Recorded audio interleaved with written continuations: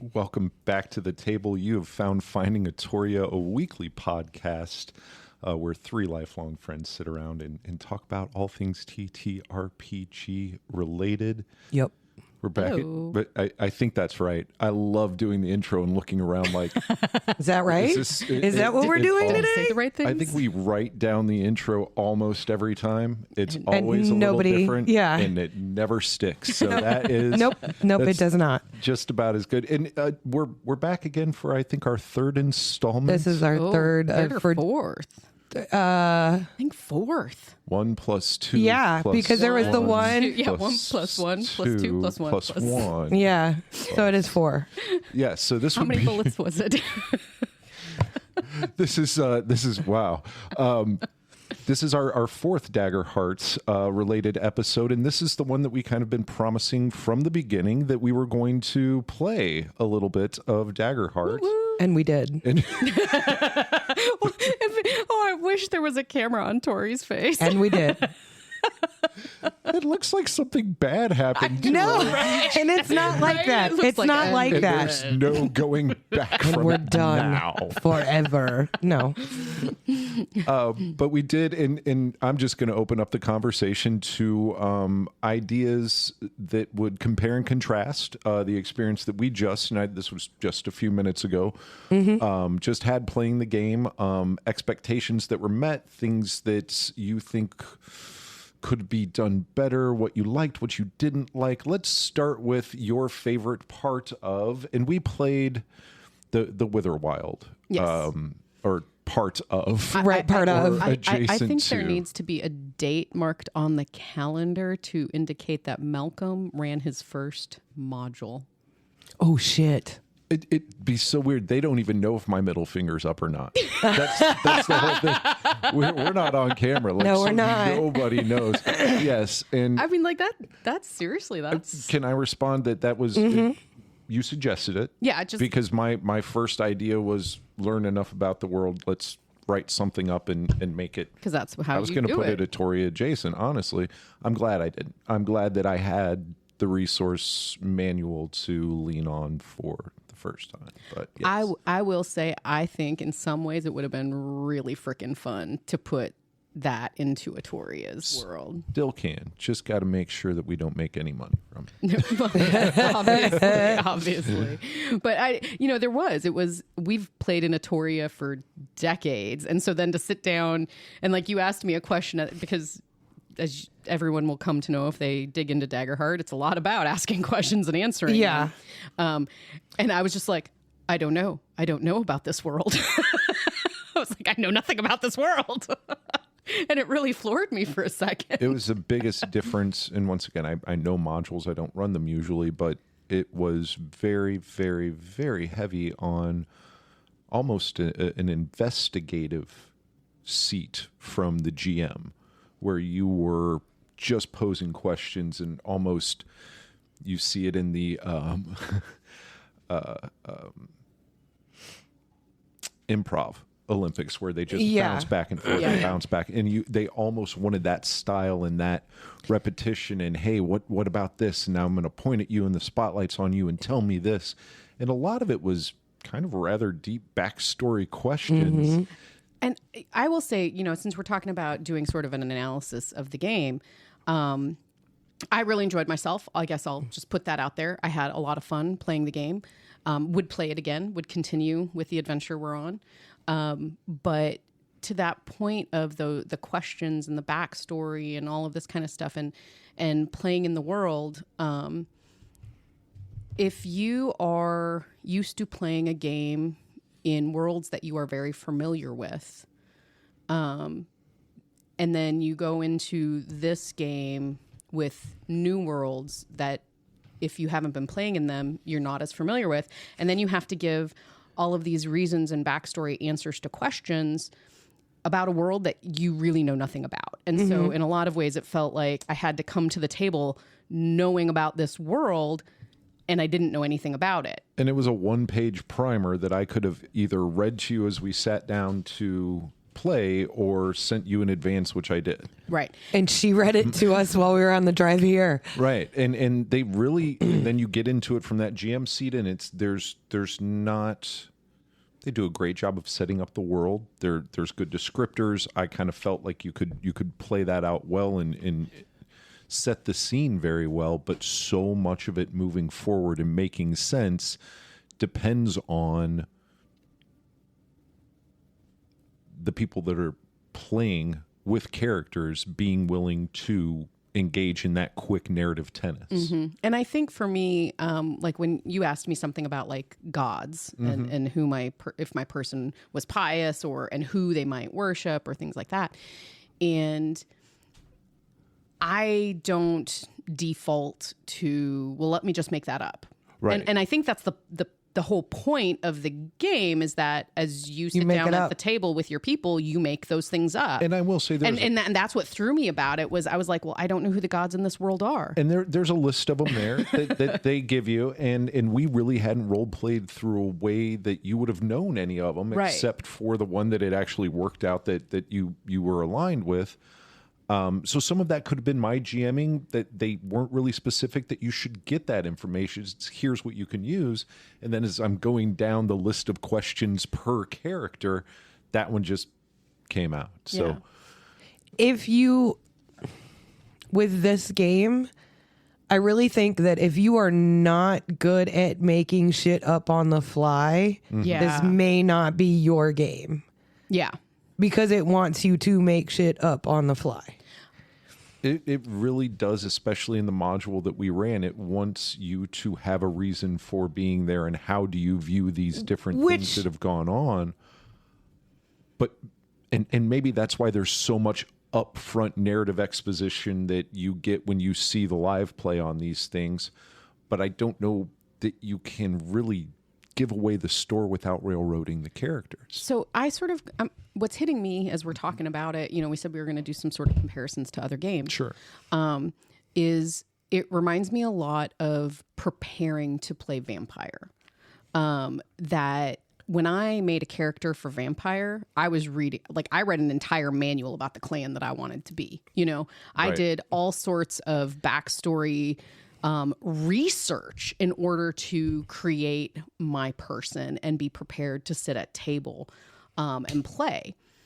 That is a lot more background and sort of pre-work that I do to sit at table for D&D. But because Vampire is a very heavy role-playing world. Right. And I felt like coming to the table for Daggerheart, I had not done preparation in that way. And I don't even know if that kind of preparation is out there. But I sort of felt like I need to have a better understanding of this world in order to answer these questions, in order to know where my allegiances might lie, and I didn't have that knowledge. And I think it's that crux between there is some of that knowledge out there, but it is also, no, you don't have to know that knowledge. No, you get to just make it up. Right. And that can be challenging for people who maybe they want the parameters of that world laid out for them. So I've got two questions I want to pose to both of you, if you don't mind me trying to form this up just a little bit. And the first one is, when it comes to, goodness, I'm going to lose track of it, but the cards, when you're talking about backstory, did you feel at all as players that you were hampered or at all bracketed by the subclass cards? Did it stop you from having a robust backstory? Did it? No. Okay. So they weren't confining in any way. No. None of the features or those things. No, I was worried they would be. And I actually found them very interesting and very useful tools to creating a more in-depth character. Yeah. You can use them as shaking your head, yes. So and you can. It feels like it's good to have. I mean, let's be honest. A part of your character sheet you don't have to fucking write out. Yeah. Okay. Like, because it gives you, hey, this is what you get. Gotcha. Yeah, I did think, and I even commented on that. I like really that. early on. That I was like, I'm not into cards. It's never. I've never been into the card game, like tabletop games. Right. And even when like Dungeons and Dragons started using like spell cards and stuff like that, like I had them, found them sort of useful, went quick enough to digital on Beyond, but I didn't really use them. Cards just haven't really been my thing. And so I was sort of like, well, why can't we just have all of this on our freaking character sheet? Why do I need to have multiple places where I'm finding information about my character? I didn't mind the cards in gameplay. Okay. They weren't challenging to use. They weren't, it didn't take away from, having information on my character sheet and having information on my cards. They were all just laid out sort of in front of me. I think the only challenge is what it would be for any new class, new game, new whatever, is knowing all of the ways that the cards and the things that your character can do impact your play. Like I missed a whole bunch of things I could have done, but that's just new game. Right. That's just new game and getting used to your character. Yeah. So next question would be, if you're looking at the game mechanics, what would you port over to your D&D game? If you were going to hybrid something out, if you were going to just go to the buffet of Daggerheart and grab mechanics, what do you like enough to incorporate in your gameplay if it's not strictly Daggerheart? I like the no initiative. Okay. Free form combat. Freeform combat, but I will put the caveat. It's the initiative part. If you take that out of the equation, which you can do, Sure. it's not as rigid during a fight, but you can. I like the mechanics. Like the I like having.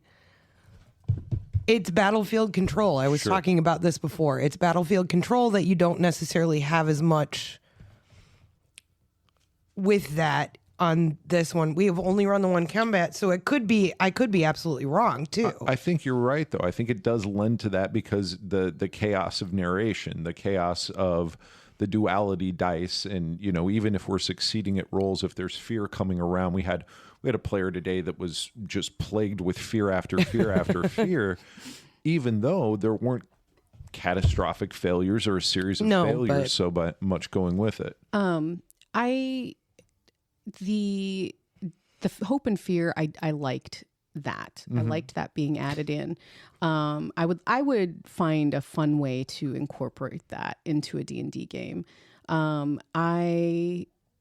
The initiative and the combat, my biggest concern is making certain everybody at the table is getting a chance to go. And they speak to it in the book for sure. Yeah. Yeah. And you can speak to it and you can be aware of it. It's still not the easiest thing to do. It's not. Well, in the spotlight situation, like you might have more timid players that might get stepped on. Right. So you've got, and they talk about is a GM role that you've really got to make sure that it's shared and you've got to encourage and, go ahead. Well, no, I didn't mean to cut you off. I apologize. I think I was just kind of making the same point, and they really want, they make a point that the characters should be trying for those heroic moments and running towards danger, and they want it to be that sort of setting.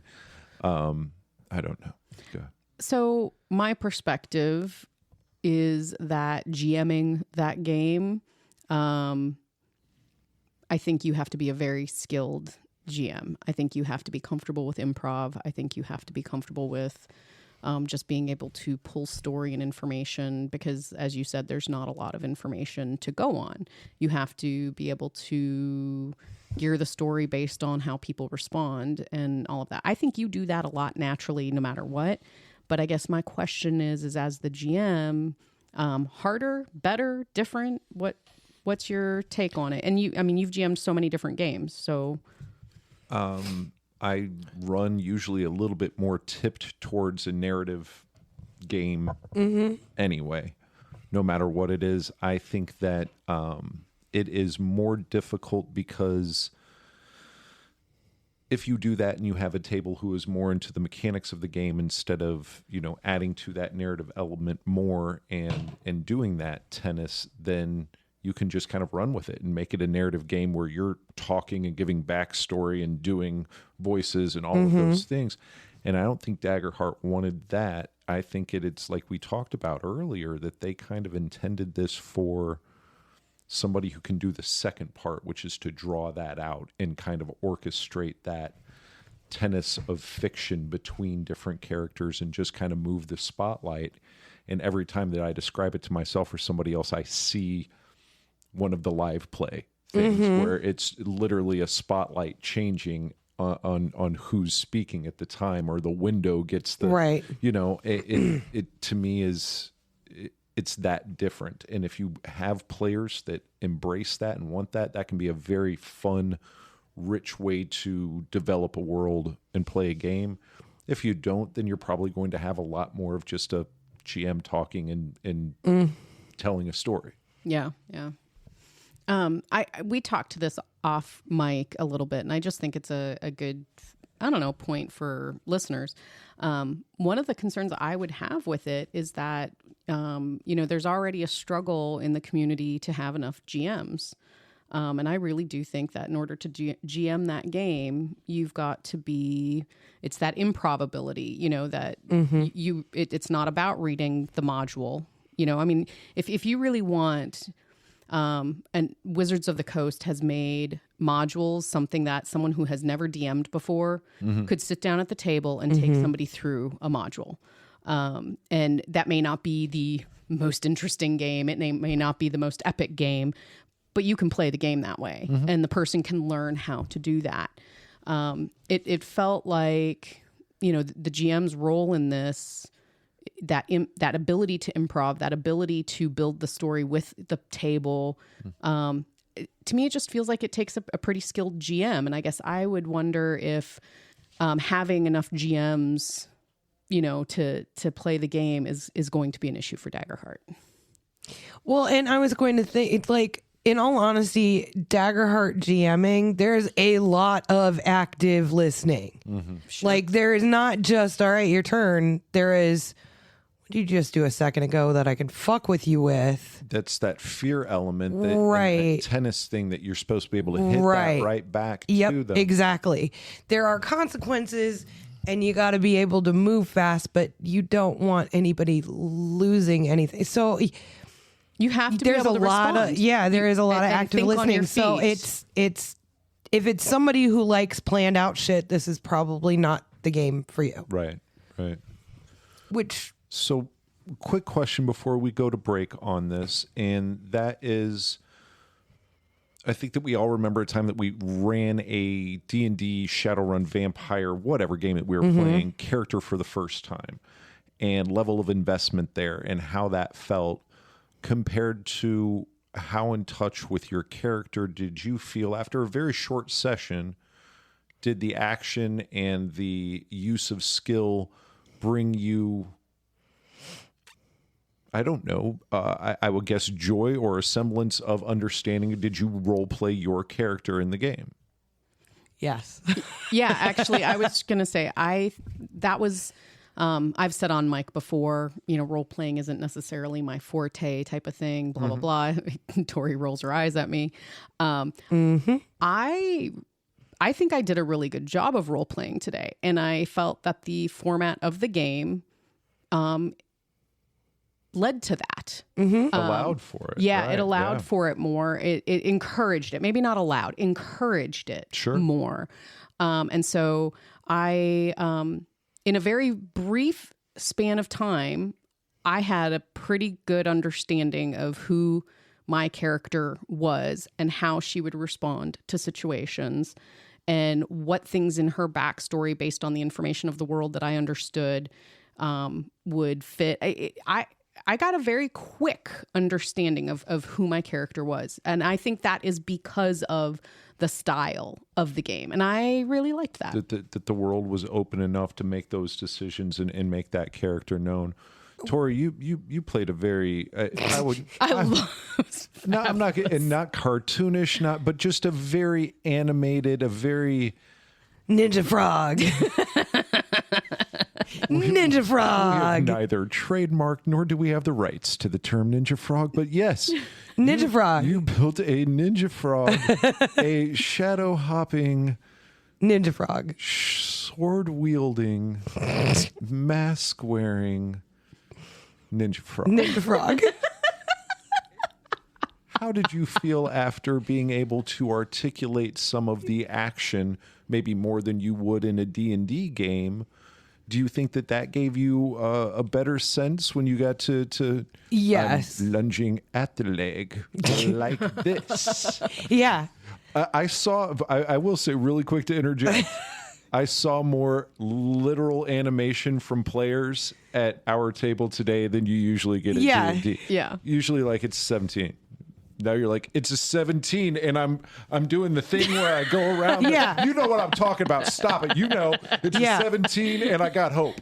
So I hope you know what this means. Almost some LARPing. But that's what we talked about. Magic kick. Magic sword. Magic stab. Pow. Bam. Where the fuck did goat come from? So we had we had a good time. We are going to go to break here, but come back and talk maybe a little bit more about the comparatives. Yeah. What we would like to see from future Daggerheart sessions if we have them. Yeah. And then, move on from there. So we're going to take a quick break. We'll be right back on Finding a Toria. This episode of Finding a Toria is brought to you by Wordleaf Media. The Finding a Toria podcast is looking for guests for our upcoming episodes. Are you or someone you know passionate about the TTRPG community and have a story to share? If so, contact us on our socials or reach out at wordleafmedia.com/findingatoria. And now back to your program. Welcome back to Finding a Toria. We're going to do part 2 of our We played Daggerheart. playtest recap of Daggerheart, the Witherwild. And Tori, you were talking about your connection to character. I like Ninja Frog. Ninja Frog did very well. There was synergy within the group that was very familiar if you've ever sat at a table with two. Wait until the GM is talking to anyone else and then huddle up. What are we going to do? Don't rush this guy. Don't rush this guy. Some conspiratorial I don't want to wait for you to attack him. I want to attack him. So subtle that I can hear it happening, see it going on, and then still be surprised when one of you pops up and goes, "It's her turn to go." Wait a minute. How the hell would you? Damn it. Oh, all right. Go ahead. She's gone. She's going. going. She's going to do something.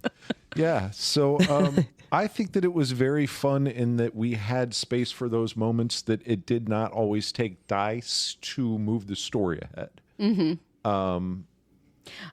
Yeah, I have to say, I thought the game moved at a pretty good speed. Mm-hmm. You weren't bogged down with dice rolls, which I really don't feel that you are in other games necessarily. But yeah, I don't know. It flowed fairly easily. A question again, if I can. We'll stay on track this time. We only had one interaction with combat and with damage. Mm-hmm. But I think we all understand the system, which is, your evasion, and then if you are hit, you have your armor slots and you can reduce your category. How do we feel about that mechanic of combat resolution? With the armor class, it actually kind of logically makes a whole hell of a lot of sense. I think somebody at the table today made a comment about, you see the dead, bloodied knight in perfect shining. Or it doesn't work like you're that. Getting busted up. And your arm makes. There's a lot of logic in the armor taking damage to avoid your own bodily damage. Nicely? Does it feel like something that, in game, once you get it down, is going to be difficult? I think the mechanics are pretty good, particularly as you get. I think the more you learn, the more you know your character, the easier it'll be. I was a little bit concerned. Really love Shadowrun, but sometimes adding up the abilities and different things like that in Shadowrun can be a little bit like, okay, I got to figure out on my sheet how I add that and I add that. You've got to pull from a lot of different sources, and that can be challenging and cumbersome. Sure, especially on the fly. Right. Yep. So I was worried that Daggerheart might have a similar challenge. I did not find that to be the case. I think part of that, is honestly with this game, it pushes the fact. I swear, it pushes to the forefront. There's more than one way to skin a cat. Yeah. How are you going to accomplish what you're doing? It's not just an athletics check. Right. Well, and case in point, we had our feet tangled up, and our warlock disengaged using an agility check. I disengaged using a strength check. It's the fact that different people are going to attempt to do the same thing in a different way. Right. But it asks for it. That brings that to the forefront. Yeah. It's like, tell me how you do it. Right. Yep. The gears of the game are meant to go into motion when the fiction, like they call it in the book, is pushed forward by the group narrative. Yeah. That's when things start happening, when roles start mattering, is when you attempt to do something, when an action is taken, when you offer hope to an ability that you have to do something. Well, and I think it encourages a little bit more creativity, because instead of simply like, I'm going to try to open the door, it's and saying, okay, we'll do a check on whatever. It's how do you open the door? How do you do that? And okay, well, I might barge through it. You might pick a lock. Someone else might go through the window and unlock it from the inside. And, just various. There are so many different methods. And for one person, it might be an intelligence check, because what they're trying to do is about knowledge. Is that a real or something door? like that. Right. For Am Fuck I you, the door. I'm thinking, like, honestly, what comes to mind is, in D&D used to have like bend bars, lift gates. And I'm thinking that was a strength check. Well, what if I'm not very strong, but I am so freaking smart and I figure out a way to engineer that door open? Sure. That's not a strength check. That's an intelligence check. And then I also like the idea that you can, you know me, I reward narrative problem solving. So like you could just come up, okay, well, give me more and tell me more about it. And you can get to statistical points with that. And I also like using a lot of the mechanics to that game. And I don't want to get off on a tangent about it, but there are ways to make things make sense more simply in an attempt with the advantage and the disadvantage. I think that as a GM with that game, I would use those liberally, because it is just that level of flavor on the statistical outcome. And it works very well from a D6 versus a 2D12. Yes. The impact math in that space, I think, is very... Well, and I think adding another D12 wouldn't quite work, because then you'd have to say hope or fear. Right. I mean... Right. Yeah. It just the percentage that it can affect your role either way seems smart to me. Yeah. What don't we like about the game? What was missing from our session today versus a Shadowrun game or a different game? Action economy is weird. Okay. But I am such a mechanics heavy person, Right. that while I appreciate it and while I'd play it, okay, so don't get me wrong, I have no problem with the way that goes. Sure. But I like having more of I like it to have bones. This is what I can do. Right. Action. And I understand that the GM will be able to be like, no, we'll be able to establish those boundaries, but They give you some guidance in the book. So I think it is that Daggerheart encourages a certain type of role playing, and that kind of role playing only. I think it is more confining in that regard. So like we talked a little bit about the fact, because I know the idea is that it's meant to be very open and, and free for all and all of that. But in order to appreciate that, in order to play that, you have to be a person that either enjoys that or works well with that. And not everybody that plays TTRPGs is going to wants to sit at table and honestly almost LARP. You are very engaged in the role playing. You're not up in costume and whatever, unless you want to be. But not everybody wants to play that game. And that is what Daggerheart is. Right. And nothing about it being bad. I enjoyed it immensely. It is what it is, though. But that is what it is. And not everybody is going to enjoy not having the bones of a world understood, that's building the bridge as you cross it. Right. Like there are people who want to be put down in a world and that they could go and look up that world and know everything there is about it, because then now they have rules and parameters and understanding and they can move in that world. Other people, sure, they want to be put down into the void and make it all up on their own. That's wonderful.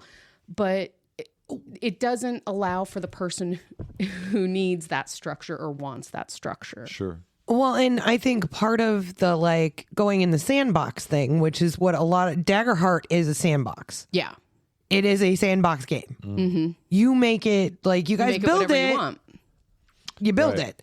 And they do. They have maps in there that are very generalized maps. They have information that's rather generalized information. So there's so much that is left to. And we talked about, difficult finding GMs for the game because it takes a little bit more GMing in some ways to do it. I think as a player, you said it, you've really got to A, have those skills, and B, have that interest, or probably the other way around. Have the interest in playing a narrative game and trying it first and foremost.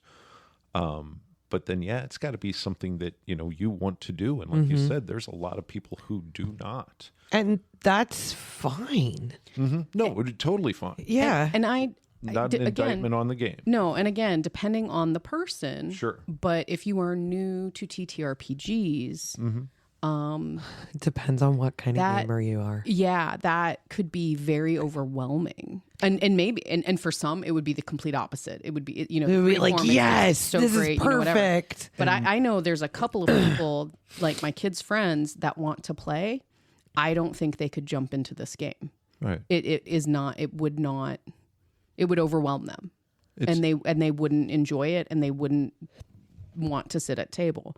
They are people who are going to want a little bit more defined structure and not be responsible for creating that narrative, right? And would rather have that define their character already in a defined space with defined rules and some things that I definitely get it, and I think it's almost like any other game. Like a lot of people love the concept of a vampire game, cannot do VTM. Just do not feel comfortable with that level of immersion. You talk about world LARPing, of darkness, and just being in that setting. Love it conceptually, but would rather play Ravenloft. Right, I was just going to say a vampire in a D&D world. Yeah. Because you have the mechanics, because you can be in. I think White Wolf is back. Did you read? Yeah. Sorry. Yeah. That and weird stuff with D&D all this week. Right. Yeah. So a podcast that we're talking to and about just did an episode out on that. So when we start shouting each other out, we'll definitely.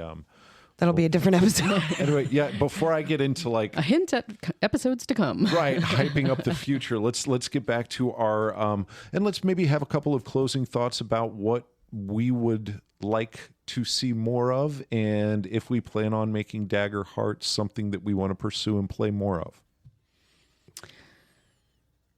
I wouldn't mind playing more of it, but it seems fun, and I think if it was like a full playthrough and we had honestly, there's 3 players and 1 GM, which is fine. You can do that easily.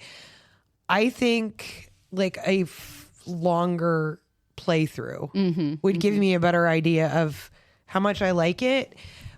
I'll be honest, I really enjoyed it. I would have no problem playing it. But it just sort of felt like D&D light. I could have done everything we did in a D&D world. And so I'm not quite certain. I think Dungeons and Dragons allows you to do exactly what Daggerheart is doing if you sit at that kind of a table, if you have that kind of a DM, if you have those kinds of rules. And I know some places do and some places don't. Our table is very much that way, that narrative driven. And so wonderful time, but it just sort of felt like sitting at a D&D game, rolling a couple different kinds of dice. So I don't know. I know a lot of people are sort of like, oh, it's the end of D&D. And I'm just sort of like, it's not really all that different. And there's less variety options. I think on how to play. Well, okay. I like D&D. Like, I'm not going to lie. We've made that very clear over 20 odd episodes. Mechanics are one of my favorite things. And it's missing some of that, as I said before, battlefield control. Mm-hmm. If you go into a fight in D&D with strategy, right? That works pretty fucking well if you can figure out how to figure out the battlefield. This one seems like you're going to have to be talking a lot to your friends, which could either bog it down or it can make amazing things happen. I don't know. Yeah. I would be interested in sort of playing it for a while and then going back, because to be fair, we've played in D&D for so long. Oh yeah, well that it's there's a bias there. Yep. I think you're absolutely right. It's to me it's a very adjacent game. And it's something that an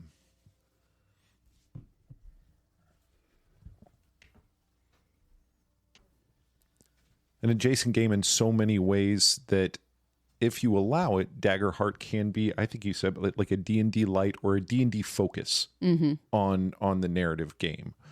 I like it because I like bringing that part of D&D to the forefront of most of my D&D and other TTRPG games. I really like that part, so this kind of appealed to me. The DMing or GMing was different. Did you like it better, worse, or just different? Different. I don't know that it was more difficult, but it required a different approach. Instead of telling a story, you were prompting. Sure. A story. And I think, we had discussed there. I think one of the things that we had come around to talking sort of off mic was that ultimately my impression of the game was it was fun. Really enjoyed it. Would play it again. But I don't feel that there's anything that Daggerheart brings to the table that I cannot get in D&D. And there is a lot within D&D that I cannot get within Daggerheart. Tori, your thoughts on that comment? I mean,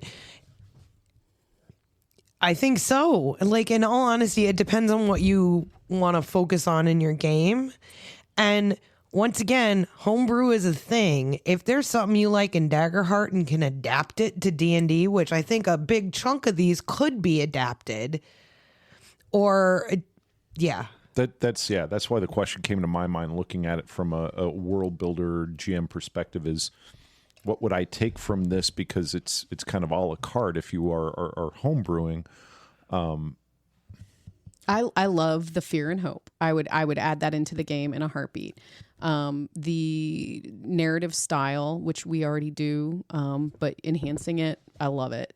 I like the more than one way to skin a cat. Yeah. Exactly. I like the segmented results. Right. It's not just a simple pass-fail narrative anymore. It's, you did this, but at what cost? Or no, you did this really bad. Right. Yeah. or there's always that, everything has gone wrong in doom and gloom. But And I think if you are a D&D player who only likes to play rules as written, this is not you. Well, if you're a D&D player who only wants to play games rules as written, and you want a freeform narrative, lots of give and things like that, Daggerheart would be great for you. You'd really love it. Because within the rules of Daggerheart is a lot of flexibility to that narrative point. Right. Whereas, like we are actually doing sort of a comparison of there's three branches of D&D, Pathfinder, and Daggerheart. Oh, if you don't want to spend money with WotC, choose Pathfinder or Daggerheart. So what's your stance on math? Well, if you like math, Pathfinder's the thing for you. I was going to say, yeah. And not that you don't need it in Daggerheart, but it is, they've almost confined the math that you need to do. It's much simpler. Right. Oh, yeah. So I don't know. I guess I would encourage people to try it. I think it was fun. As a game, I think it was done well. As just another TTRPG option. I think that it was written well. I think that it is a gorgeous game set in book. I too have a little bit of problem with the cards because to me, what you have on a card is set in stone, and it's difficult there. I guess like a spell in a spell book. I want space to homebrew. I enjoyed learning it, reading it, would play it again. I think that you get a chance to play a little bit differently than you normally would at a D&D table. I think I hear Daggerheart being played at ThursCon. I don't. I can neither confirm or deny anything at this point. Those meetings are so above my pay grade. You have one small kitchen fire. I will probably not be GMing anything this go round. That's quite all right. I'm a glutton for punishment. I don't know. I think everybody could take it. I think we could have guest DMs. I think we could. All right, we got off topic. Sorry. We always do. Quite all right. But normal. Yeah, it's a game that I would definitely play again. I like some of the unique. I love the armor damage Subclasses, the realistic battle damage. I would take I'm that. telling you, I read it and I'm like, "Is battle damage He-Man?" It really is. Like, thank you, God, somebody finally. I would bring that in to a D&D world. Absolutely. Yeah. And you could homebrew any of this shit in. It makes sense. And I did a thing where it used to be Thaco to hit armor class 0. Oh my goodness, yes. This was spells. You kept saying there was something spells. It was You're like, that's Thaco. 2-hit evasion evasion class score 11. Yes. Yeah. 2-hit evasion score 11. So Thaco is now these. in Daggerheart. Yes. There's going to be some people that makes sense to, and I hope I meet them. I hope that we run into each other someday and we share a look and we know that Thaco. that means The echo is these. Thaco is now these. I don't know if that's All right. the shirt. All right. It's fun. We'll play it again. We've spent a few episodes on this. I think that we're going to get on to other things. Let's go find it. Yeah. And I'm going to tease a little bit the upcoming things that we are going to do is talk to some other people that are podcasting. We are going to, at least some of us, see it at Gen Con this year. Yep, you can look for us at Gen Con. You can look for us at Gen Con. I won't be there. People are traveling. People have obligations. But we're going to be there. I'll be working. I've already been told that I'm not allowed to have fun. I am there to work. I cannot F off. I am going to be there working, but I am allowed to have fun, but I'll be working. Right. Isn't that paradoxical? She wants to work. I would love to fuck off for a while. You're going to fuck, like, really? It's Gen Con. There will be fucking off, like, for real. I believe that there's paperwork involved. I believe it's actually, I think there's something in the fine print that says fucking off is required at Gen Con. Okay, well, these once again above my pay grade, but high level discussions. But yeah, we're going to go a couple other new places and talk to some people that are in the TTRPG community and shine light where we can on good things being done. We're always glad that you join us and appreciate you coming to the table. Encourage you to try Daggerheart. Yeah. I think this episode comes out when I am not in my normal place That's probably true. because it won't come out this week, but it'll come out the week after. Is she talking about Headspace? Or Sure. normal? Sure. That too. Thank you for listening, guys. All right. We'll talk to you soon. Thanks again. Bye. And, bye. Bye.